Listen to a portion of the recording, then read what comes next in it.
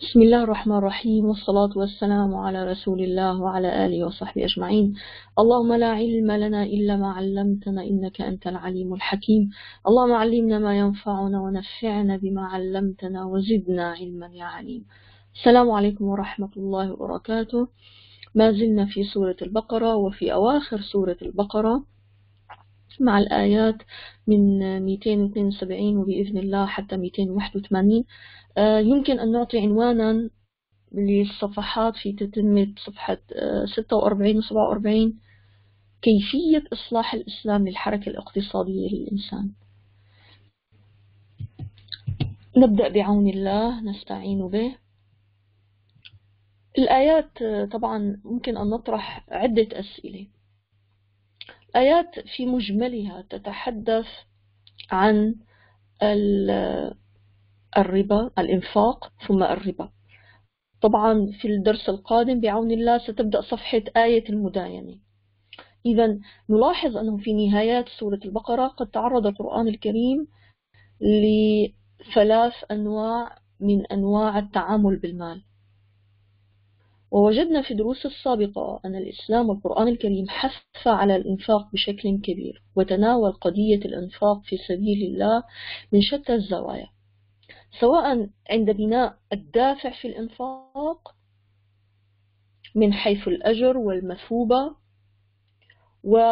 وتذكير الإنسان بأن الرازق هو الله عز وجل، وأنه عندما ينفق فإنه ينفق مما أعطاه الله، فهو ليس يعني شيء يعني يستحق أنه الإنسان لو بيفكر فيه هو من مال الله عز وجل ينفقه على عباد الله عز وجل، ثم يؤتيه الله عز وجل أجر ما فعل من عطاء الله، يعطيه الأجر والمثوبة في الدنيا والآخرة. فإذا يعالج القرآن الكريم هذه القضية بمختلف الزوايا. تبدأ الآيات بسم الله الرحمن الرحيم: ليس عليك هداهم ولكن الله يهدي من يشاء. الخطاب هنا للنبي صلى الله عليه وسلم. والآيات التي السابقة: إن تبدوا الصدقات فنعما هي، وإن تخفوها وتؤتوها الفقراء فهو خير لكم ويكفر عنكم من سيئاتكم والله بما تعملون خبير. ثم تأتي الآن هذه الآيات تخاطب النبي اللهم صل عليه وتقول له: ليس عليك هداهم. إذن الحث السابق، الآيات السابقة تناولت قضية الإنفاق بشكل موسع وتناولته من شتى الزوايا، فكأن النبي صلى الله عليه وسلم من شدة حرصه على اتباع المؤمنين لما يأمرهم به الله عز وجل من الإنفاق وحرصهم على هداهم، أنها كانت تبلغ من نفسه أنه يتألم عندما يشهد بعض فئات من الناس أو تكاسل أو وهنا يخاطب الله عز وجل فيقول: ليس عليك هداهم ولكن الله يهدي من يشاء. ليس عليك هداهم. وأيضا ورد عن النبي صلى الله عليه وسلم أنه هذه الآيات نزلت في الصدقة على غير المسلمين، أن المسلمين كانوا يتحرجون، يعني هناك كان لهم أقارب غير مسلمين أو من أهل الذمة، فكانوا يتحرجون من الإنفاق عليهم، فهذه الآيات أيضا نزلت في ذلك المعنى. فورد يقول ابن جبير أن النبي كان لا يتصدق على المشركين حتى نزلت هذه الآية فتصدق عليهم. لذلك يقول الله عز وجل: ليس عليك هداهم ولكن الله يهدي من يشاء. فإذا هنا يشير الله عز وجل إلى قضيتين دائما واضحة في القرآن الكريم ويركز عليها، وهي قضية أن هناك عطاء ربوبية وهو عام لكل الناس، فالرزق هو عام لكل الناس، للمؤمن والكافر. لذلك الله عز وجل يوضح تلك الفكرة، أن إنفاقك يجب أن يكون إنسانيا، سواء كان كافرا أو مؤمنا، لأن خالقك يجب أن تتخلق بأخلاق مولاك. فالمولى جل جلاله ينفق ويعطي ويرزق الكافر والمؤمن، العاصي والتائب والمطيع، يعطي جميع الفئات لأنه الرب جل جلاله.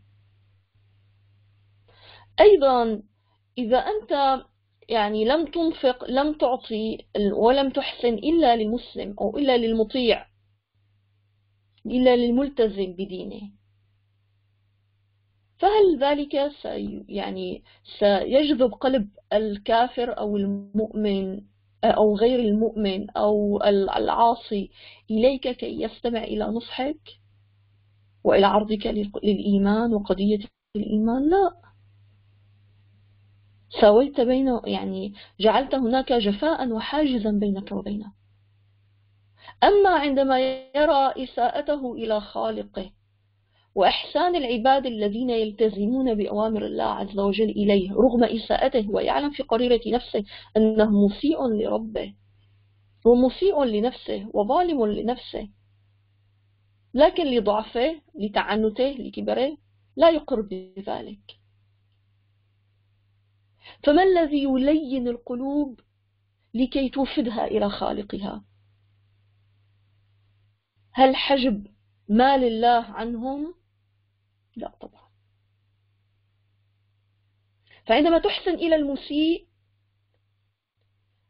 إن كان فيه ذرة من الخير سيشعر بالامتنان إليك، أو على الأقل إن كان يريد أن يؤذيك فسيحجم قليلا، سيتفكر ويفكر قبل أن يؤذيك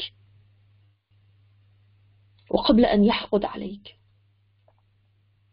فذكرنا سابقا أن الصدقات أيضا هي علاج. صدقة الغني للفقير هي أيضا علاج لنفس الفقير كي لا يتولد في نفسه الحقد والكراهية للغني. فعندما يعطيه وهو محسن، وهو يعطيه بدون من، يعطيه وهو يرى أنه لا فضل له عليه، إنما يعطي من فضل الله، وهذا مال الله. فإذا الله عز وجل يصلح مشاعر ودوافع الغني حين إنفاقه، ويصلح مشاعر الفقير عند أخذه، ويضع الآداب التي يجب أن تربط ما بينهما كي تستقيم حركة المجتمع، كي يعيش هذا المجتمع في وئام، كي يصلح هذا المجتمع. وبالمقابل يعالج هذه الآيات أيضا تعالج قضية خطيرة، وهي الربا التي سنجدها فيما بعد، وقضية الإنفاق بشكل كامل. فإذا هنا يستكمل في هذه الصفحة نستكمل قضية الإنفاق من جميع الزوايا. فإذا هنا الإنفاق على غير المسلمين.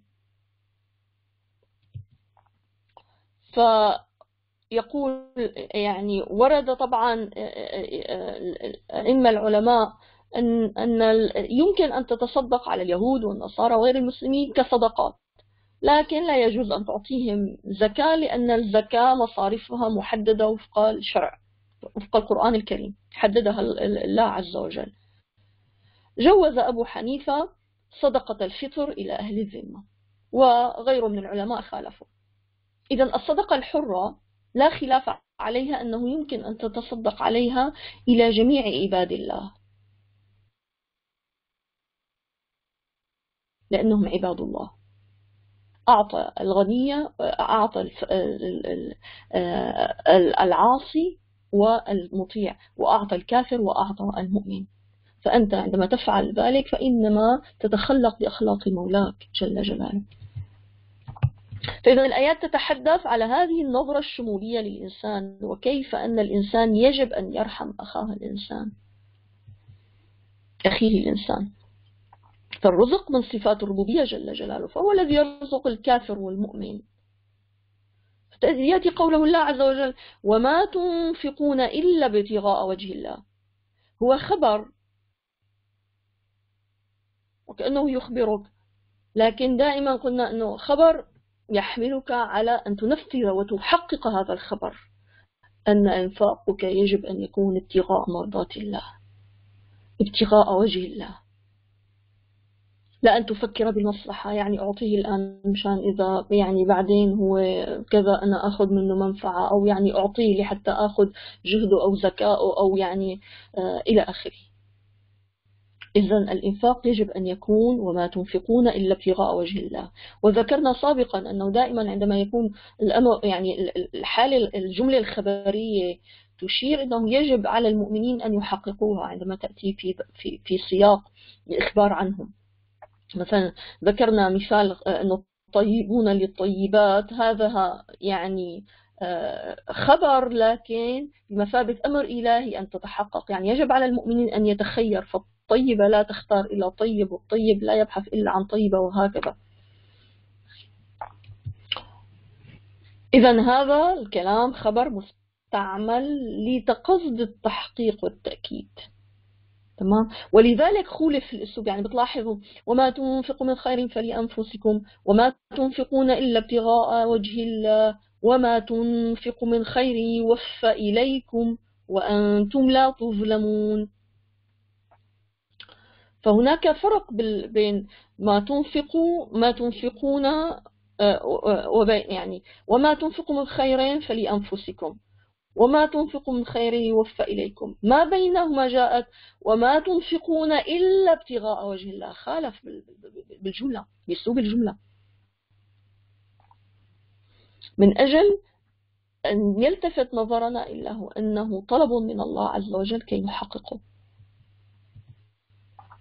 ثم يقول الله عز وجل للفقراء الذين أحصروا في سبيل الله. إذن هو الآن يتحدث عن فئة معينة، أحصرت مع أن أحصر يعني منع، إذن ليس يعني منع خارجي، ليست هي التي امتنعت، أحصر في سبيل الله. فأحصر إما يعني عدو قام بذلك، أو هم وقفوا أنفسهم على المجاهدة في سبيل الله عز وجل. فإذا هنا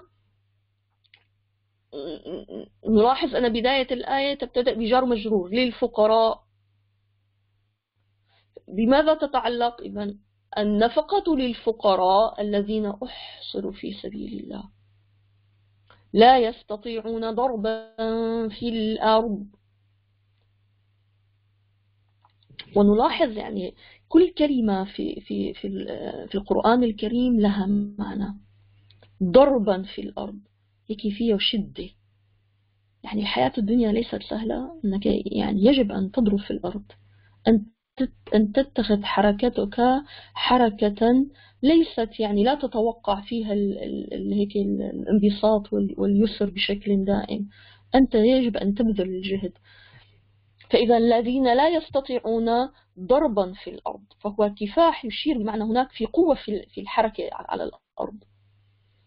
يقول الله عز وجل يحسبهم الجاهل أغنياء من التعفف.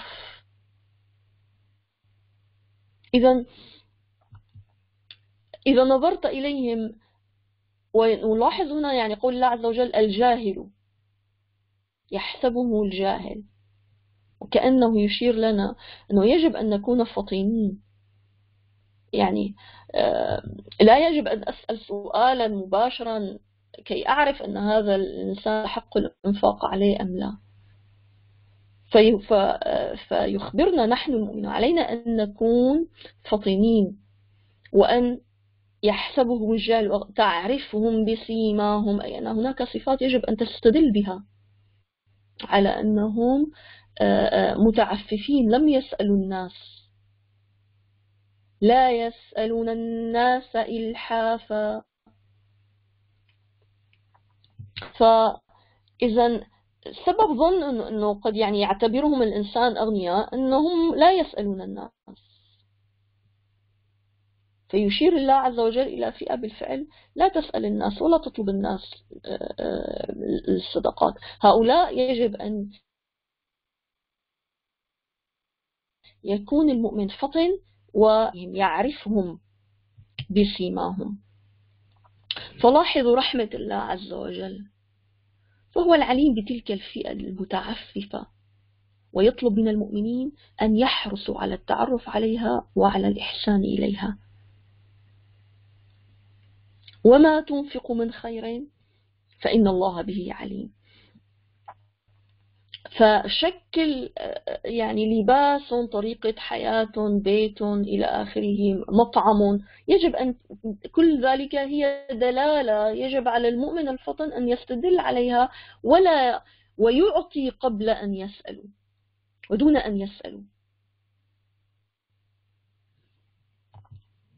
فيريد الله عز وجل أن يكون للمؤمن فراسة في أخيه بحيث يتبين أحواله ولا يدعه يسأل، بل يعطيه قبل أن يسأل.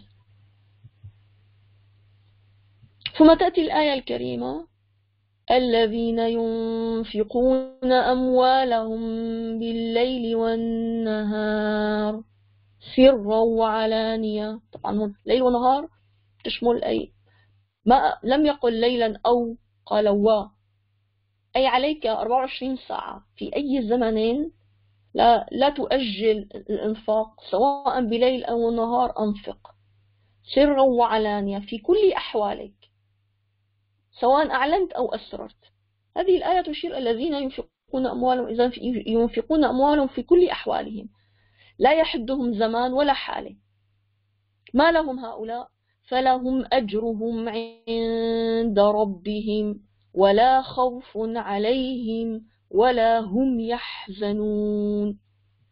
نلاحظ في الدروس السابقة بحثنا في القرآن الكريم عمن لا خوف عليهم ولا هم يحزنون، ونجد أن الإنفاق له حظ وافر من تأمين الإنسان من أنه لن يخاف ولن يحزن. وهذا الذي يدخل على النفس البشرية من الشعور بالحزن والخوف. إذا لم أخاف ولم أحزن فأنا إنسان سعيد. فالله عز وجل إذا يبشر ولا خوف من شيء مستقبلي ولا حزن على ما فات. وهذا ما يبعث على الإنسان القلق والتعاسة، خوفه من شيء قد يحدث وحزنه على ما فاته. فالله عز وجل يؤمن الذين ينفقون أموالهم بأنهم لا خوف عليهم ولا هم يحزنون.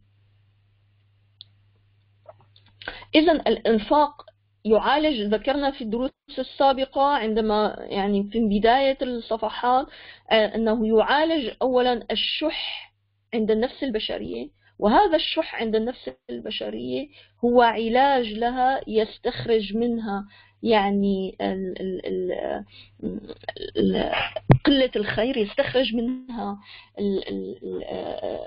ما يجب أن تعالجه من النفس التي تحجمها عن فعل الخيرات، تحجمها عن مساعدة الناس، تحجمها أيضا. وذكرنا أيضا أن المال يمثل جميع أنواع الإنفاق، بمعنى قلنا أن المال أنت معك المال نتيجة علمك، سعيك وحركتك، ذكائك. إذا نتيجة هذه قوتك وشبابك، نتيجة محصلة كل هؤلاء أنت تأخذ الأجر، وبالتالي توفر معك المال. فإذا عندما تنفق مالا فأنت تنفق كل هؤلاء. هذا يعني أنه إذا لم يكن لديك مال لكي تنفقه، يمكنك أن تنفق شيء من جهدك، يمكنك أن تنفق شيء من ذكائك فتعين من لا ذكاء له، يمكنك أن تنفق شيء من خبرتك، من معرفتك، من علمك فتعلم من لم يعلم، فأنت تنفق.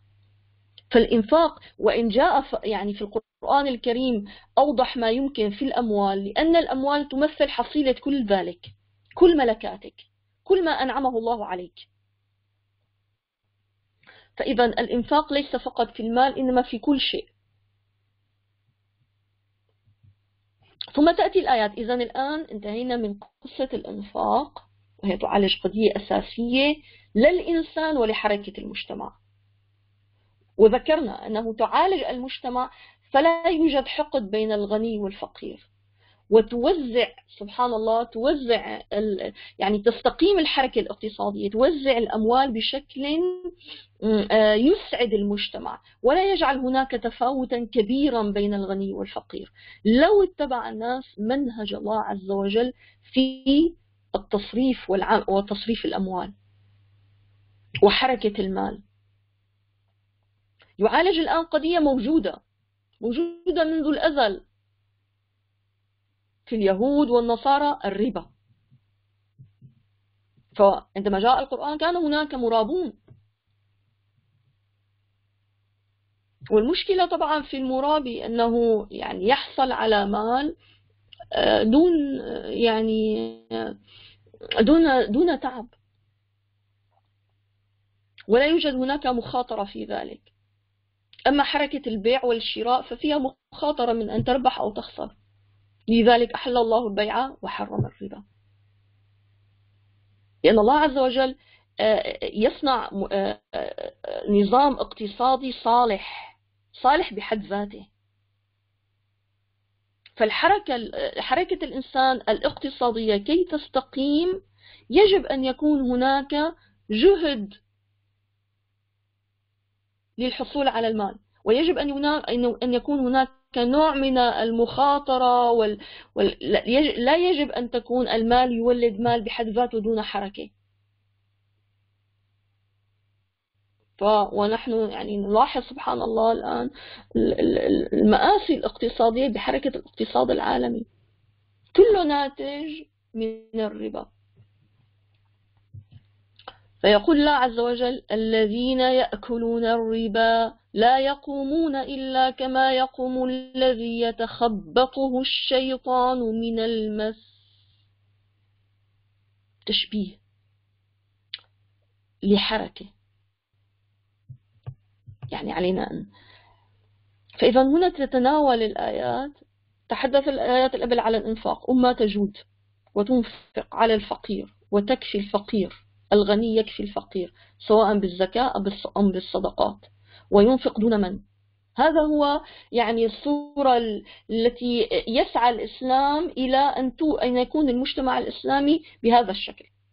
لكن يوجد هناك فئة ضعيفة النفس، يوجد هناك فئة مستغلة. كيف سأتعامل معها؟ عندما الله عز وجل أن يخاطبهم، هؤلاء الذين يأكلون، لاحظ أنه هنا يعني يأكلون، أنت تأكل لحاجتك، أما المرابي فهو لا يأكل لحاجته. المرابي يزيد ماله على حساب الفقير الذي لا يجد حاجته، ولكنه اضطر للاستدانة لكي يعني يقوم بحياته. فإذا أخذ المال الذي لا يزيد عن الفقير، يعني هو ليس مال زائد، ويعطيه للغني الذي لا يحتاج إلى هذا المال. يعني فقير يحتاج إلى هذا المال، لكنه اضطر بسبب الاستدانة أن يعطيه ذاك المال الفائدة بسبب حاجته، فأعطاه مالا هو في أمس الحاجة إليه، أعطى من لا يحتاج هذا المال. فهو حركة خاطئة، حركة مالية خاطئة لا تقوم على أساس صحيح بين العلاقات بين الناس، وتولد الكره والحقد والبغضاء.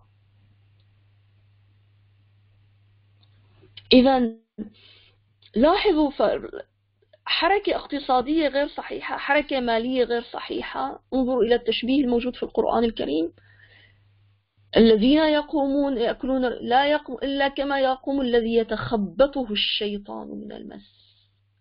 فإذا الذي لا يتخبطه الشيطان من المس حركته وملكاته سليمة، علاقته مع الناس صحيحة. فإذا أما الذي يقوم بالربا فتكون حركته غير متزنة. يعني لو حاولنا نتخيل يتخبطه الشيطان مثل شلون، يعني كمان السكران اللي هيك عم ياخذوا حيط ويضربوا حيط وغير متزن بحركته، ذاك مس، كأنه مسه الشيطان. فتخيلوا أن الله عز وجل يشبه ذاك النظام الكامل الذي يقوم على الربا، النظام الاقتصادي، هو يتخبط. وانظروا إلى الآن الواقع الاقتصادي في العالم كله الذي يعتمد على الربا، إنه يتخبط ويعاني من مشكلات اقتصادية، لا يستطيع علاج نفسه بنفسه، ولا يدري كيف يخرج من تلك الأزمة الاقتصادية. ما في أدل على الواقع من هذا التشبيه. يتخبطه الشيطان، هم لا يعني عم يتخبطوا، يا ترى هذا الحل، يا ترى، لا يصلون إلى الحل الصحيح إلا إذا عالجوا الحركة الاقتصادية كما أمرنا القرآن الكريم. لا ريبة. ولاحظوا تفنيد الله عز وجل، وقالوا إنما البيع مثل الربا، مثل الربا، مثل الربا. فيجيبهم القرآن الكريم يقول وأحل الله البيع وحرم الربا. يعني الخالق هو الله عز وجل، والذي أعطاكم هذا المال هو الله عز وجل، والذي وضع هذه القواعد هو الله، لأنه يعلم ما الذي يفسد الإنسان وما الذي يسعده، وما الذي يفسد المجتمع وما الذي يتعسه.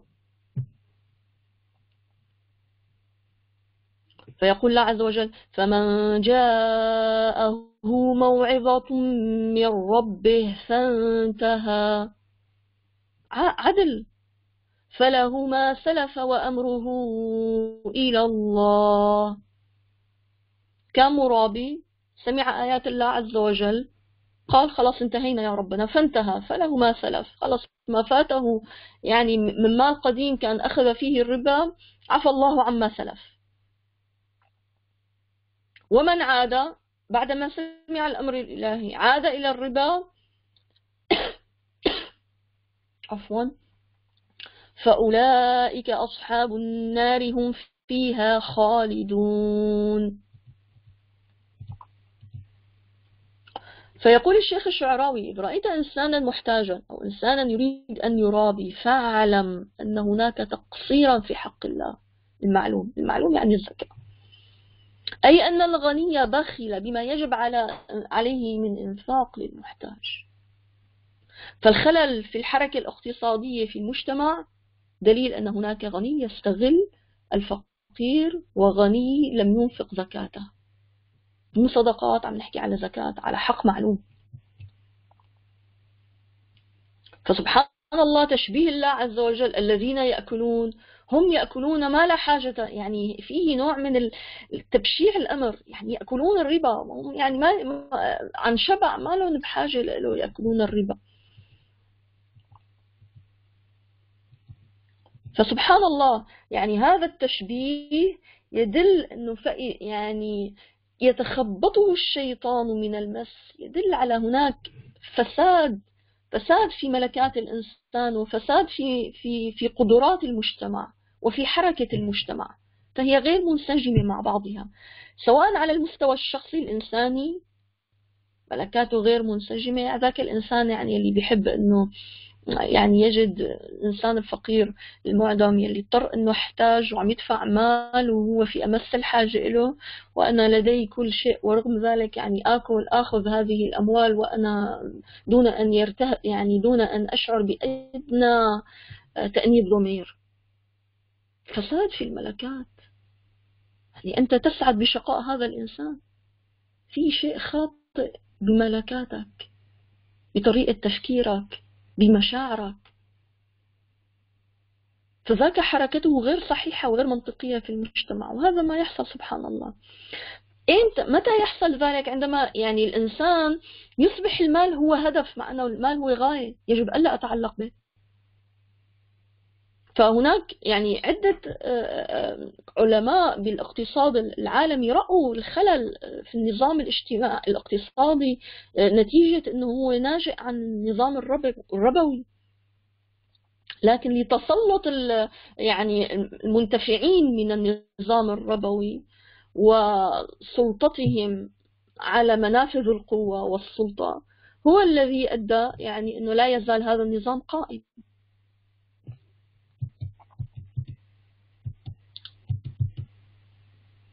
يقول الله عز وجل ويؤكد: يمحق الله الربا ويربي الصدقات.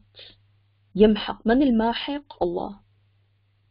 يمحق، محق يعني ضاع، ولم يضع فجأة، إنما ضاع بالتسلسل. فذاك المرابي لابد أن يعاني من خسارات على التدريج. من الفاعل؟ الله، لا أنا ولا أنت. يمحق الله الربا ويربي الصدقات. بالمقابل ما تنفق من صدقات ثق تماما بكلام الله، يربي. هي ربا بقى، أضعاف مضاعفة. ما أنفقت من مال أضعاف مضاعفة. نلاحظ بنهاية الآية قال الله عز وجل: والله لا يحب كل كفار، مو كل كافر، أثيم مو آثم. إيه هذا التشديد، المبالغة في الإثم ومبالغة في الكفر، لأنه كفر كفران وإثمه إثمان. أولا رد حكم الله عز وجل، فهو كفر، لم يعترف بحاكمية الله، ثم رد الحكم على الله واعترض عليه وقام بحكم غير حكم الله عز وجل. وأثيم، آثم، لأنه هي قضية تشمل المجتمع كامل، الكون كامل، ليست قضية تتعلق فقط في ملكاتك أنت، يعني حرية شخصية فيما تفعل بمالك. هنا نقطة جدا هامة. لذلك بالغ الله عز وجل وشدد على تلك الفكرة. الآية التي تليها نلاحظ يعني فأذنوا بحرب من الله ورسوله. ليه؟ لأنه هي ليست قضية شخصية تتناول فرد أراد التصرف الحر بماله، إنما هي قضية تزلزل أركان المجتمع كامل والعالم بأجمع، وهذا ما نراه حقيقة الآن.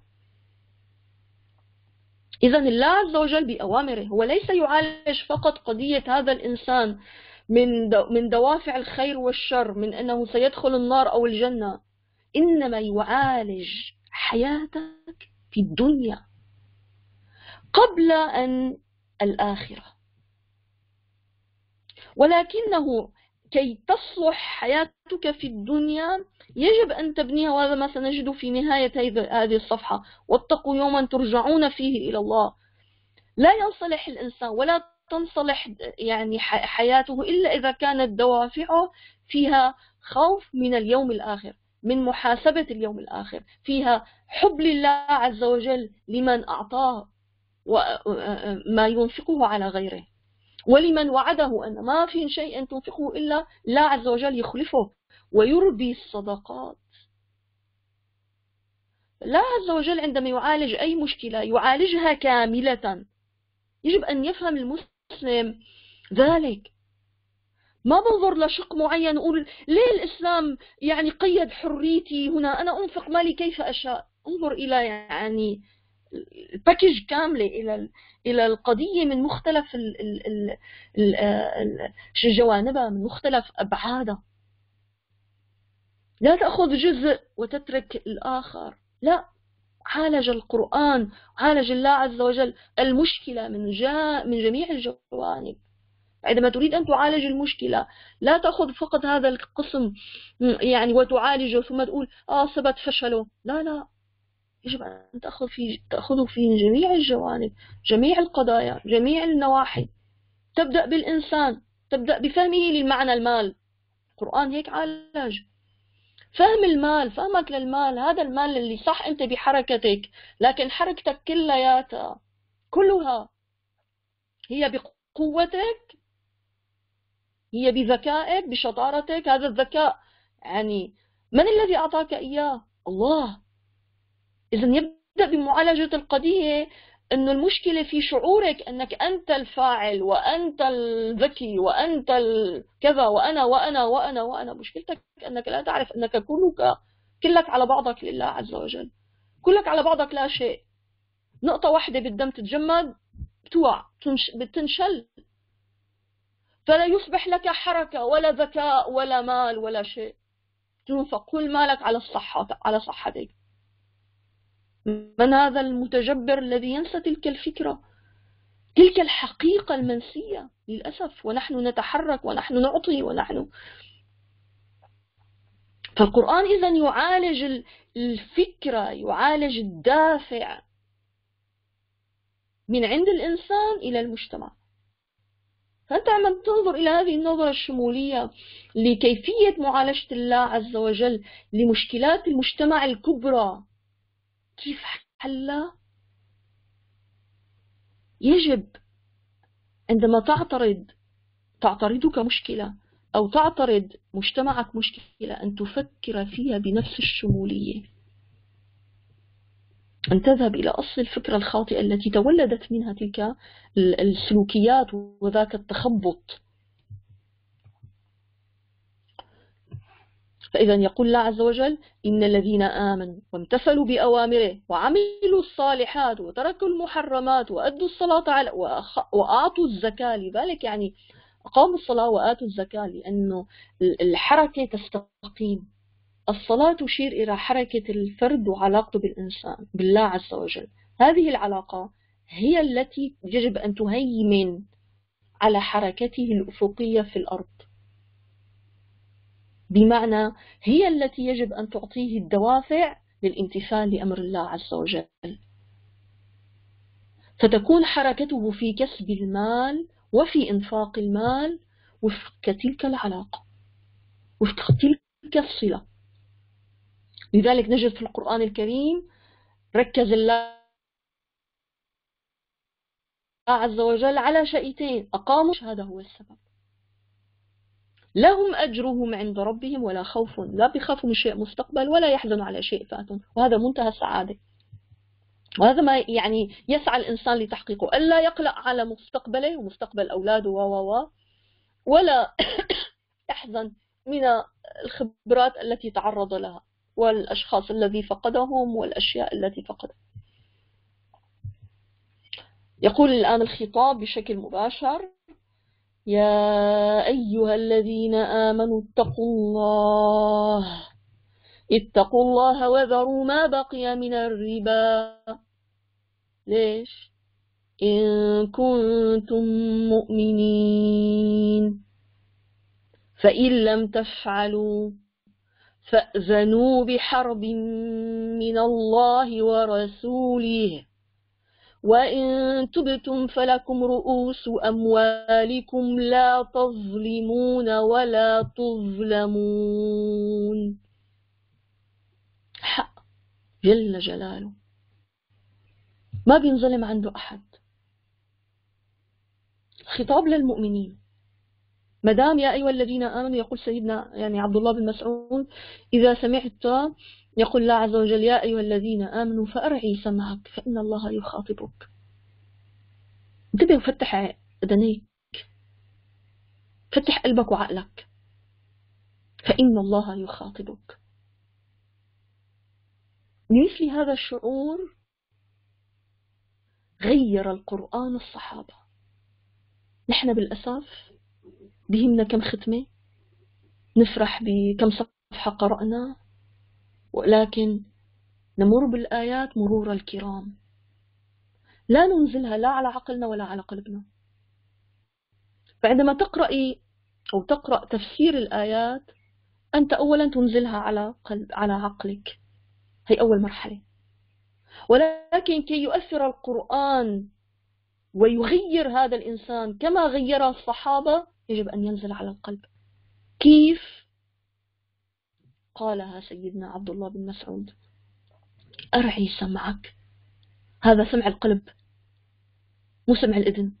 كثيرا ما نسمع القرآن ولا نتأثر. سمع القلب. فإن الله يخاطبك أن تشعر. يا أيها الذين آمنوا، أشعر أنا وأنت وأنت أن الآن يخاطبك الله. اتقوا الله. كيف نتقي الله؟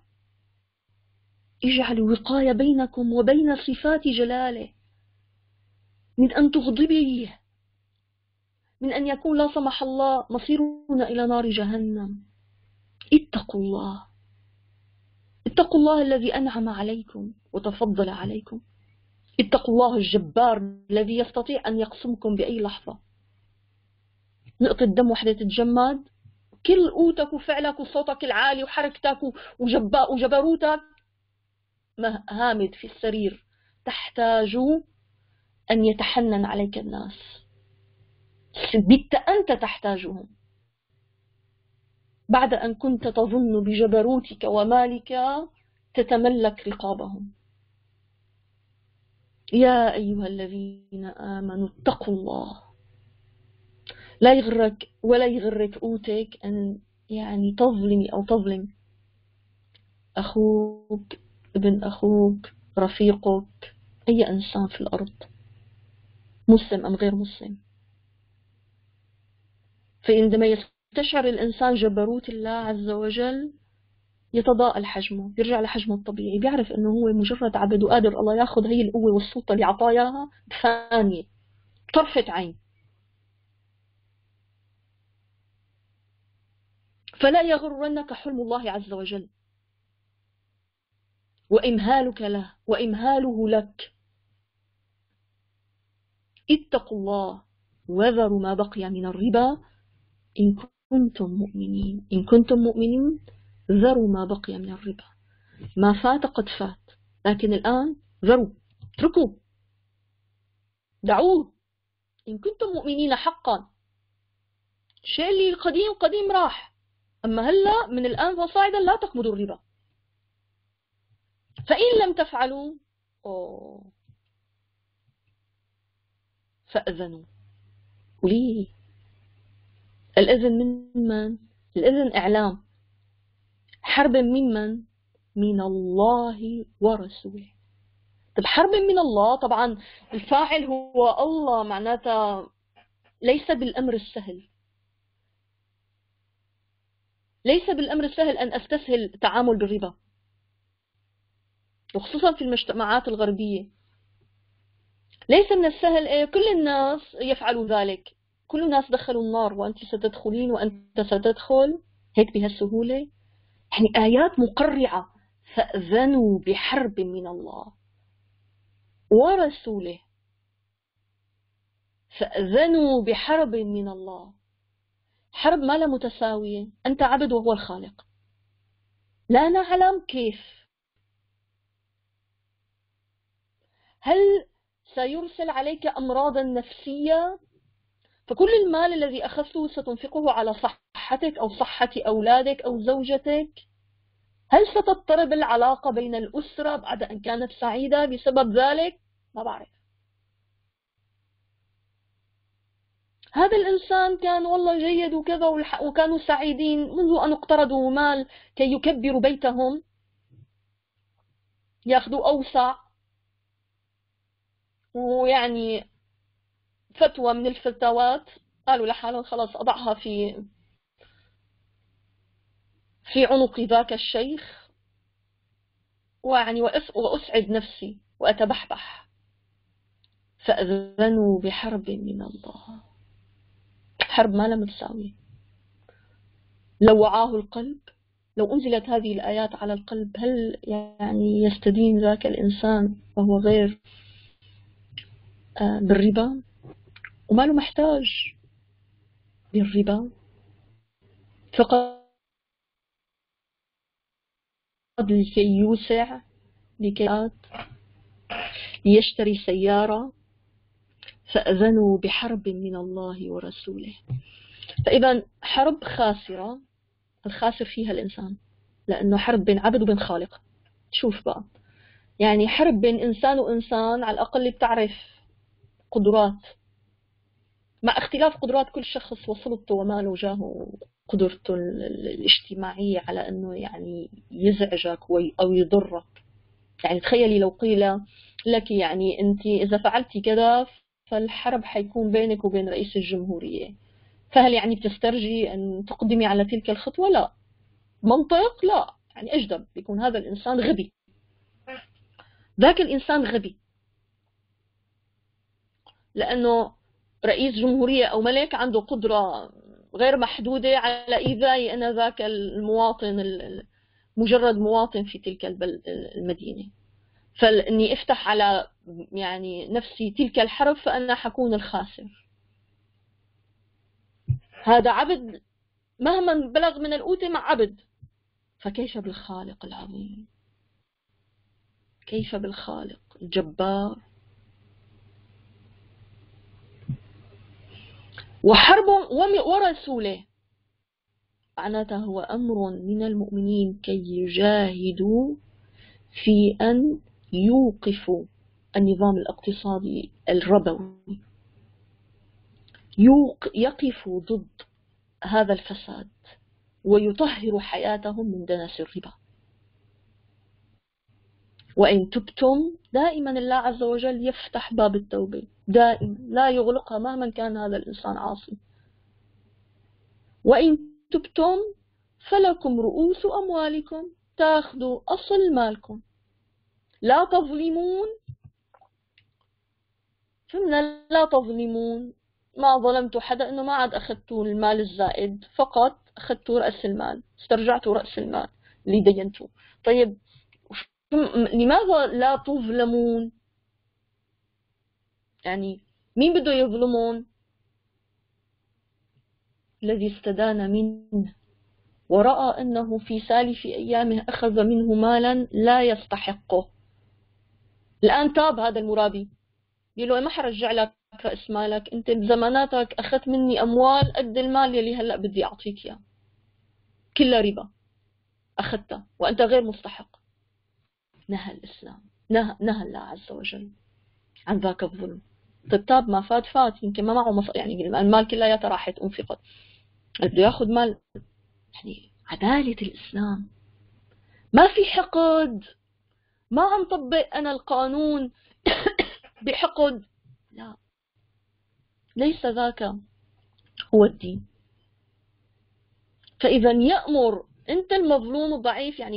يعني أحيانا قرأنا في التاريخ كيف أن الثورات التي كانت الفقراء ضد الأغنياء، كيف صار الفقراء ظلموا الأغنياء، لأنه كان في حقد.